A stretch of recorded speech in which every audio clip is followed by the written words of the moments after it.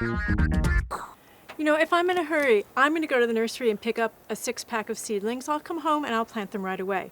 But if I want something special, say a new variety or an heirloom vegetable, I'm going to start from seed. This is not regular potting soil, it's seed starting mix. It's milled very, very fine and it's sterile, so there's no bacteria or fungi to potentially contaminate your little seedlings. So I'm going to get it all wet. Kind of like playing in the sand when you were a little kid. Now, before I even started this process, I saved some 4-packs from last year's seedlings, and I soaked them in dilute bleach to sterilize them. I'm going to fill them to maybe about an inch, within an inch of the top. I love to get my hands dirty. So I've already made labels. I sterilized these at the same time that I sterilized these containers, and then I wrote the name of the variety and the kind of plant I'm planting. This is Costoluto tomato and today's date. It's going into this one. And then I'm also going to plant a Van Gogh sunflower, and that's going to go into this one. Now I could have used a permanent marker, but once I plant these seedlings out in the sun, the permanent marker tends to fade, whereas pencil doesn't wash off and it doesn't fade either. Here's the seeds. I could put one into each cell, but to hedge my bets, I'm going to put in 2. Now, I'm not going to let 2 develop all the way. What will happen is, once they sprout, I'm going to look at the seeds and I'm going to decide which is the stronger and which is the weaker in each of the cells. And as hard as it is to do, I'm going to pinch out that weaker one so the stronger one becomes a much better plant.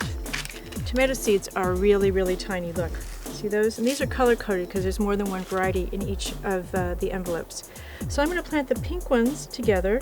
Instead of doing 2, I'm going to go for 3 in one cell, and then I'm going to put the white ones in a different cell, and the green ones are going to go into a 3rd cell. And I'll probably just stop at that point. I don't have to plant 4 cells worth of tomatoes. There we go. A little bit of soil on top. Tamp them down. So my seeds are in their cells.